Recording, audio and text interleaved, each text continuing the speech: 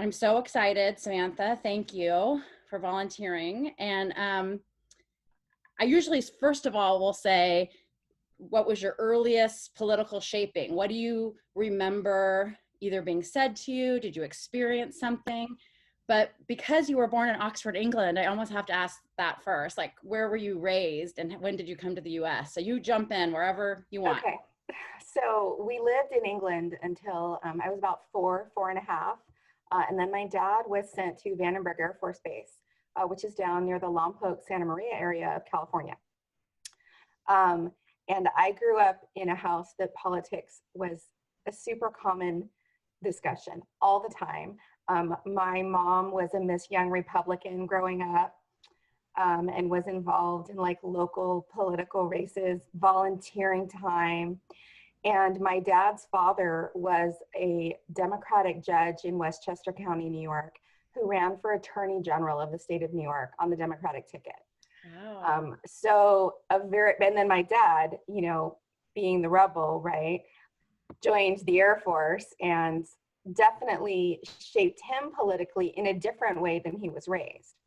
So I grew up in a very pretty conservative Catholic household that definitely leaned Republican. And then I watched my parents' views change over time. My parents got divorced and my dad was living on his own. How old were you, an adult or a child when they I got was a an divorce? adult. They got divorced while I was in college. Okay. And I'm an only child. So they were kind enough to try and wait until they thought that it would not affect me as much. Whether or not that was a good decision, for them remains to be seen. But my dad then suddenly living on his own, realized that maybe he was a little more democratic like his upbringing than he thought. Just that, being a single guy and looking at how to make ends meet post-retirement was a little more challenging. But I have a lot of early memories. My grandmother volunteered for George Bush's campaign, and there's a picture of Barbara Bush that's signed to my grandmother floating around somewhere. And at the same time, my dad's mother has this fantastic black and white of her and Eleanor Roosevelt. Wow. So it's just this like fantastic fabric that starts to weave together and form you into like looking at all sides of issues, because there were so many varied views from different people in my, in and around my house growing up. Were you raised in Santa Maria area? We left there. My dad was stationed there until about 1980, and then he was sent to Korea for a year. And his follow-on assignment was Lackland Air Force Base in San Antonio, Texas. So my mom and I went to San Antonio without him, and he joined us there after his year in Korea. Wow. And we lived there until I was a sophomore, and he retired around 1988, and the economy kind of stunk, to put it politely. And San Antonio wasn't a great place to be job-wise. And so we moved to a small town in Georgia where my mom's parents had retired to. What? In fact, before middle school, I don't think I was in the same school for more than a year. Wow. Did you graduate from high school? In Georgia, you graduated high school? I graduated from high school in Georgia. I was involved in ROTC, both in San Antonio and in Georgia. Mm-hmm. So in Georgia, I was the first female battalion commander in the state of Georgia for Army ROTC, which, was a thing at the time. Wow. It's just now just a little, checkbox in the past kind of thing. But at the time it was pretty cool. And then I went on to go to a military academy. So very conservative, right? That was a very conservative path. And then did you go on? How long were you serving in the military? So I went to the U.S. Merchant Marine Academy, and you do not have to go active duty military when you graduate. You have to work in the maritime industry for 5 years, and you have to maintain a Naval Reserve spot. But I didn't even get my commission. I got injured when I was out at sea, because you spend a year out at sea. And I got carpal tunnel, which was fine. I'm completely healed. My hand works great. But I had scar tissue in my hand, and they decided they weren't going to give me a commission. It was 1995. And Clinton was downsizing the military, and I have a friend who ran track, but they decided he had flat feet and couldn't get his commission, even though the guy ran like 5 to 10 miles a day. We basically got out with this education that the government had paid for. And the only thing we had to do to pay it back was to work in private industry in a job that qualified for the maritime industry. It was a little crazy. Like we kind of left like, what just happened? Like we were all expecting to do at least 8 years Naval Reserve afterwards, because that's the normal obligation. Well, and did you have that in your mind? Did you have a plan in place? I Was did. that hard when things kind of, did you have a vision for your future that was different than what it ended up being? I always thought that I would go active duty. I actually thought, I took the LSAT and was considering going active duty and going to law school.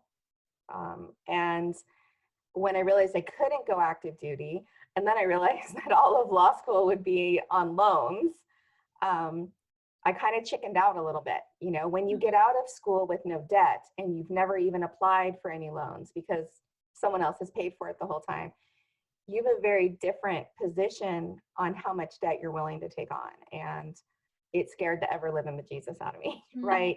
And my dad was enlisted. He wasn't an officer. We didn't live a flashy life. We lived in base housing until I think we lived in base housing, I think until maybe I was in 7th grade. So no fancy house. My mom tried to, sometimes my dad even moonlighted and had a second job, because, a staff sergeant and a master sergeant in the Air Force don't get paid a ton of money. I feel like the more government we have, the government's never been great at managing a lot of things, right? You take various programs and the government takes them over, and there's always issues and bumps. I mean, you take Social Security as an example, where the government collected this money from citizens and then they borrowed against it, and they still haven't paid back what they borrowed against. I think that it probably is a federal program. I think that we are probably stuck with it. I just think that we need to do somehow a better job of managing it. There's a lot of fraud out there. And I think we know that, but I think that we haven't figured out how to really get a handle on that. And a lot of it is, I wouldn't even say it's fraud. It's just mistakes that aren't caught. When my dad passed away, we continued to receive Social Security checks for 4 months, even though they were notified. And I kept having to return them saying he's gone.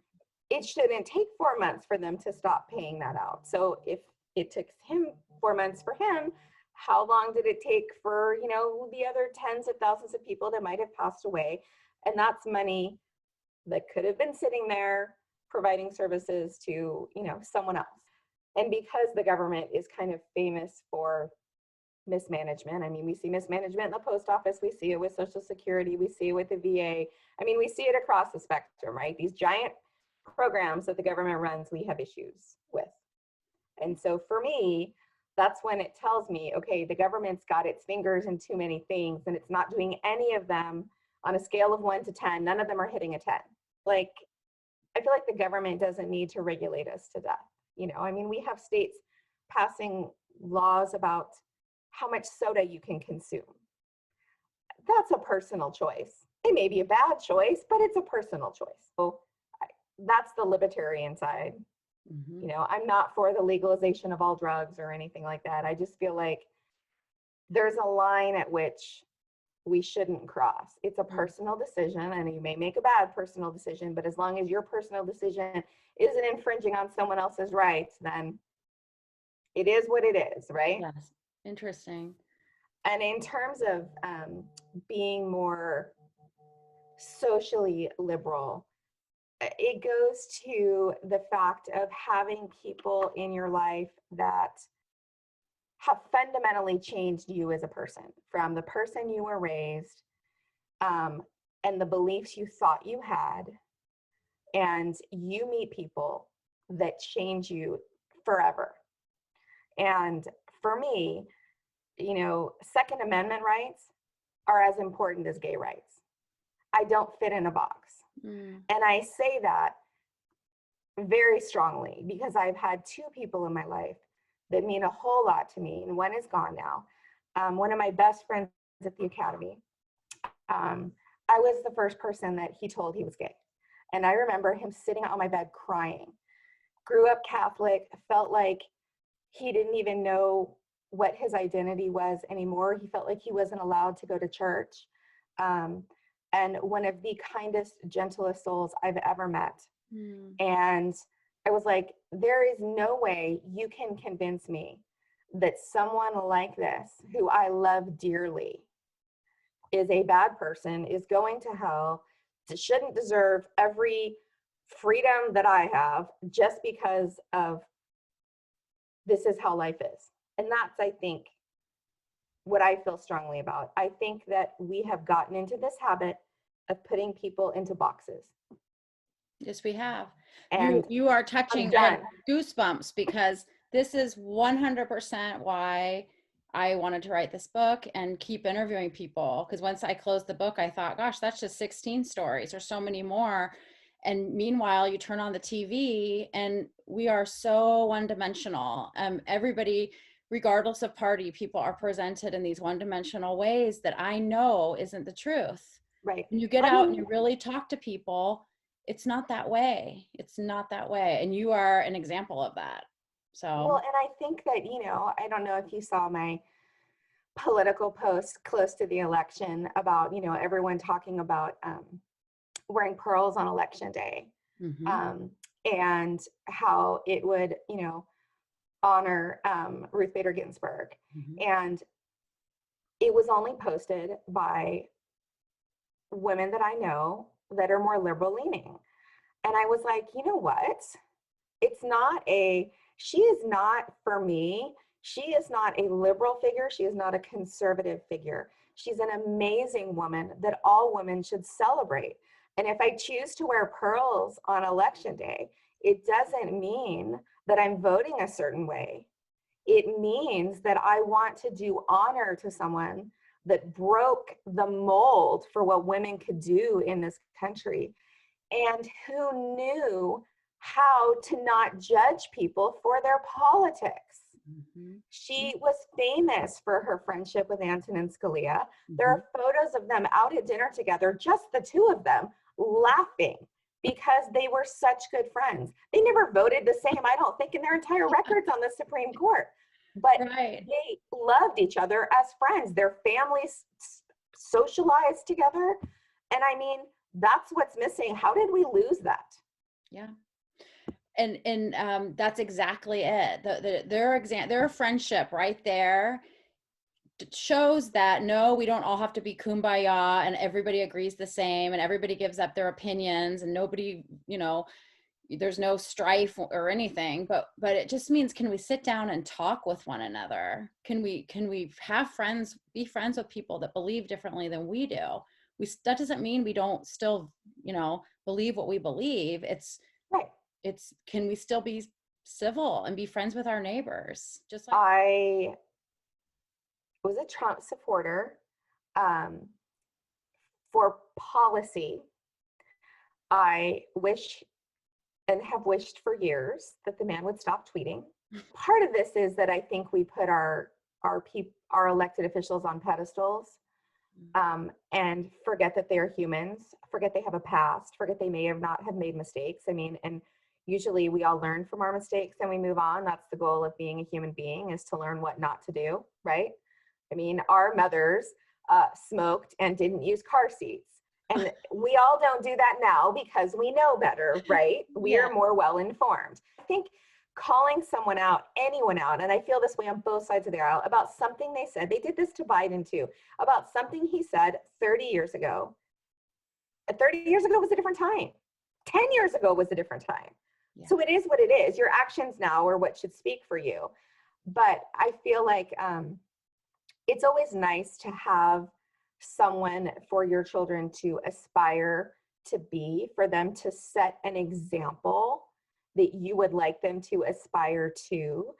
And the military side of me says respect the office no matter who is in it.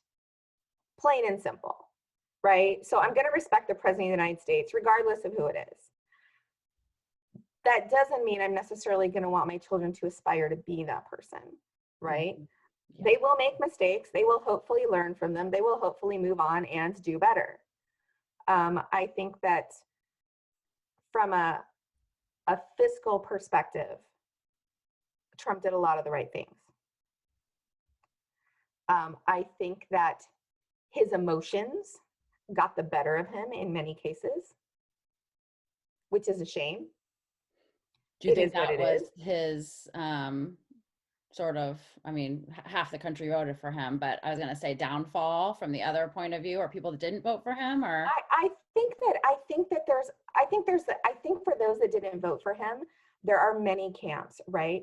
There's a good portion of people that vote that follow a train, right? That are not necessarily informed on the details of issues, but they follow a group, right? And that's just human nature. I think there's a certain portion of voters that didn't vote for him because they were so far in terms of opinion of where he was and where they were. There was no way that would ever happen. And then I think there was this group in the middle.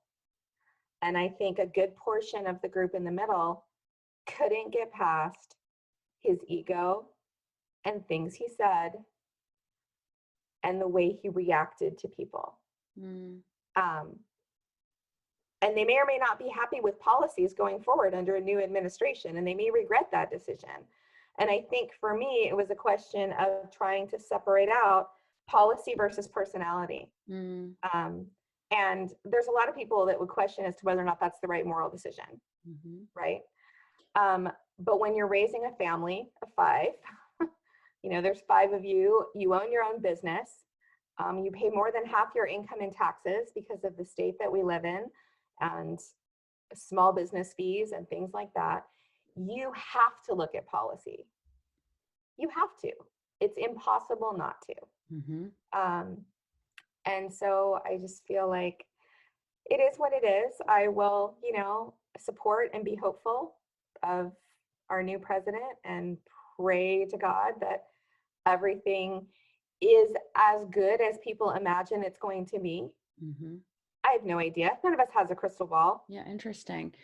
As a small business owner, do you understand? I hear more and more stories about people leaving California for other states. Is that something that that's affected you as well as a small business owner?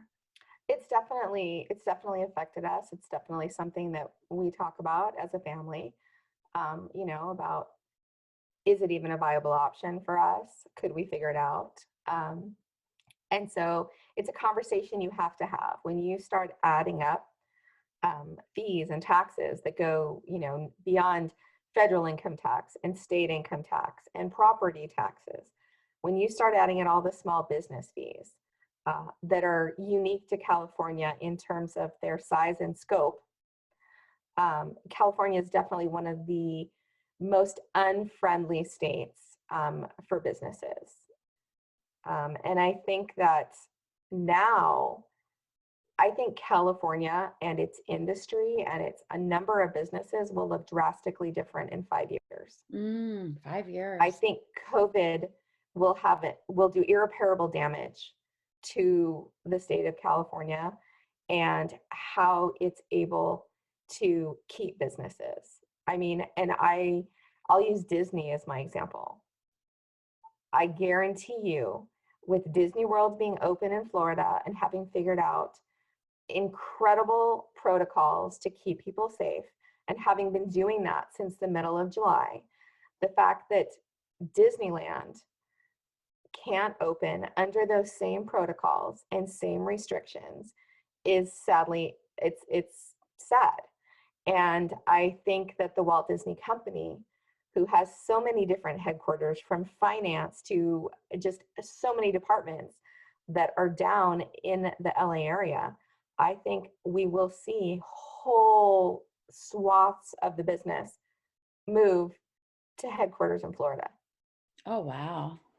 I mean, it's going to affect, I feel like it will affect thousands and thousands of people that will either have to choose to stay in LA and find a new job or relocate across the country. I mean, with so many, I've been hearing this for years now, as a reporter, about companies leaving. You'd think that the state would either come to a point where they try to fix that somehow. I'm sure they don't want people flooding out. Do you think change is coming? I mean, what do you think? I do think change is coming. I think that for a lot of people, it will not come fast enough and they will still leave. I think that if you look at what was on the ballot in terms of the ballot measures that were that sat on our ballot this election, Mm-hmm. and how we voted on them as a state, the fact that only 2 of them passed, I think speaks volumes to where the people are in terms of taxation, and how the state has gotten so good at hiding taxation in everything, right? I mean, it is ridiculous that our gas, so much of it is refined right up here in Northern California, is more than $1 more expensive than other areas of the country where it has to be sent. I mean, Wow. Where do there's, you think is one of the most friendly states and business friendly? I've heard a few, but I'm wondering what's the most that you think? well, I don't know. Business friendly wise, I don't know. There are definitely a lot of businesses that have moved to Texas. Mm-hmm.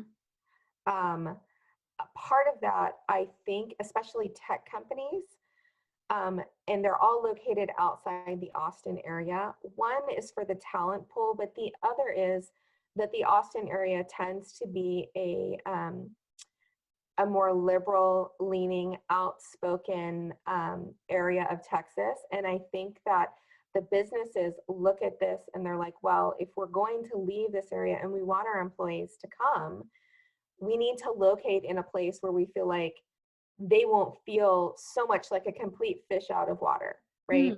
It won't feel like foreign ground, which it's not. And I think people adjust to everywhere they go. And I think it's good for people to move around because it helps everyone change their perspective, right? Walk a mile in my shoes. Well, when you're suddenly walking a mile somewhere else, it gives you a different perspective.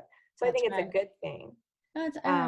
Well, I was telling my kids when we were watching the shifts in the Electoral College on election night and the days following, I said, it's interesting because they said until World War II, most of the population had never been 50 miles from home.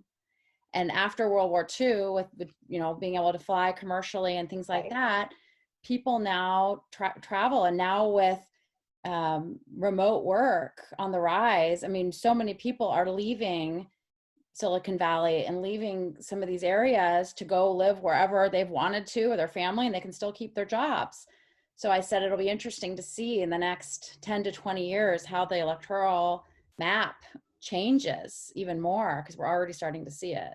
Right. I'm curious to see about the census results just for 2020, because so there are already a lot of people that have already left California in the past 2 to 3 years. I mean, you can just see it. Try and rent a U-Haul in the state of California to leave. Really? They're paying people to fly to places and just drive them back. Wow. Is your husband from California? He is born and raised. Oh, I was going to say, I think for those of us who have been born and raised here, it's hard to think about leaving the state. And not only, for him, he's even more of a libertarian than I am, definitely. And he grew up in a house where his dad was like a total, complete Democrat, 100%. He was a Teamster, right? He was all in. Your father-in-law? My father-in-law. Okay. And now he's looking down at me because he passed away in February, going, don't tell them that, because literally the older he got, the more he watched these changes and was completely like, this is not the Democratic Party that I identified with. And I think that's the case of a lot of seniors. They can't they cannot relate to AOC, right? That is not, they look at, like they were driving Packards and my last name is Studebaker, right? They were all about the American car and they're like, what do you mean you want to get rid of fossil fuels? Are you insane? Right? I mean, it's a generational thing. And they just watched this party that they had identified with, especially so many of them having blue collar jobs, become something different, whether right or wrong. They couldn't identify with it. And so my father-in-law, I mean, he was, when he died, like total Republican. Oh, wow. Very outspoken about the whole thing. I mean, and so it almost seems like if somebody's political, they're political, and they can be both. They have seen both sides at times, right. You know, and but there's still, yeah. If you've got that, you care or you're political in your blood, you can almost be really strong on either side at times in your life. That's interesting, yeah. And I wonder what it'll mean for our kids. You know, our kids are being raised in a very political time. You know, where especially as teens, they're kind of afraid to speak out about their views depending on where they live. And they're afraid to speak out about their views because, as I've explained to my children, anything you put out there on social media is going to come back to haunt you when you apply for a job. So you better make sure that you are always putting your best foot forward. And it is okay to express an opinion as long as you do it in a respectful and informed way. Don't be a lemming and just follow the crowd, right? Inform yourself, arm yourself with the truth to the best of your ability. And that is not easy these days at all. Yeah. You know, because they're like, well, where do you go for the truth? And I'm like, well, that's a whole different conversation. Yeah. The best you can do is read both sides and figure out where you fall. What sits right with your gut. And that's, I mean, you know, if you follow your gut, you know, if you hope that you've raised your children right, then hopefully their gut will take them in the right direction.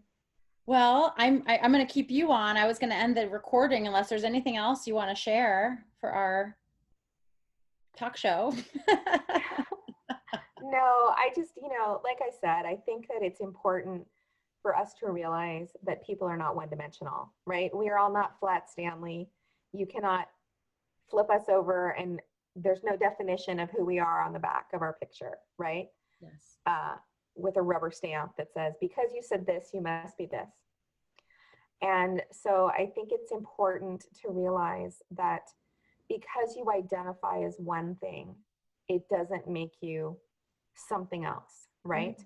I can identify with Catholic and say that I am personally pro-life without wanting to politically change where we are as a nation. Does that make sense? I don't feel the need to force my opinions on someone else. But just in the same, someone shouldn't assume because I say that I'm Catholic and I'm pro-life that I want to force my opinions on their own decisions, right? And so I think that it's important to realize that people are multidimensional, faceted human beings, and they don't fall into a certain mold. And by listening more than you talk, which I feel like today has not been the day for that. I feel like all I've done is talk. Hey, you're on the platform today. I feel like we have the opportunity to learn and grow and walk a mile in someone else's shoes. Oh, well, I'm inspired, honestly, and I appreciate you just being so honest and sharing kind of the complexities that go behind a lot of this. That I think, to your question, I think the problem, a lot of it is we are such a quick, fast-paced society. We do see these little bullet points. We get news article headlines only flash across social media, and it makes an impact. And it makes us not really, we see things, a lot of people see things on a little, like a quick surface level. We need to go deeper. And